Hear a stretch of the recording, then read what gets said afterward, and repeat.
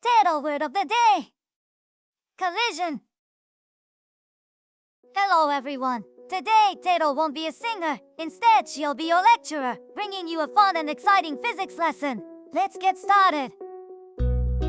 When we were kids, many of us loved playing with marbles. With a precise flick, one marble would shoot forward, strike another, and both would bounce away, sometimes stopping, sometimes changing direction. Back then, we just thought it was a fun game. But through the lens of physics, that's actually a collision. So what is a collision? A collision is an event in which two or more objects exert strong forces on each other over a very short period of time. During the collision, we can consider the system of two objects as isolated, since external forces like gravity are negligible compared to the internal collision forces. Therefore, the law of conservation of momentum can always be applied to collisions.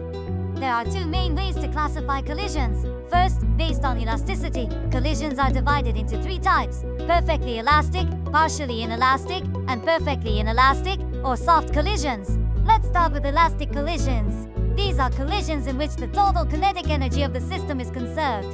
They obey both the law of conservation of momentum and the law of conservation of kinetic energy. These laws can be written in algebraic form like this.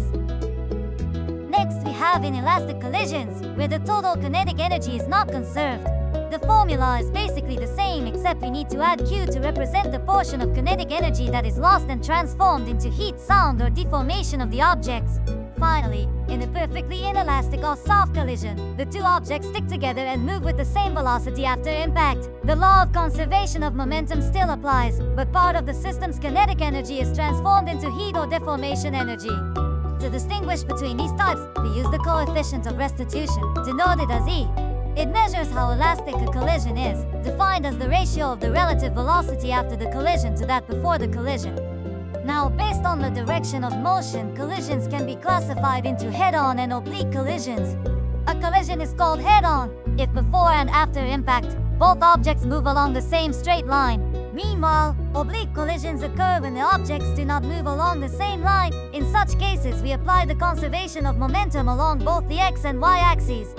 Collisions also have many real-life applications. In industry, they're used in designing vehicle safety systems like airbags and crumple zones. In material engineering, they help in developing helmets, protective gear, and packaging materials. And in sports, collision physics improves equipment design and athlete techniques in games like tennis, table tennis, and billiards. And that is the end of today's lesson. I hope you learned something from me today. This project was created by these people. Thank you all for listening. This is your teacher, Miss Kasane, signing off for today.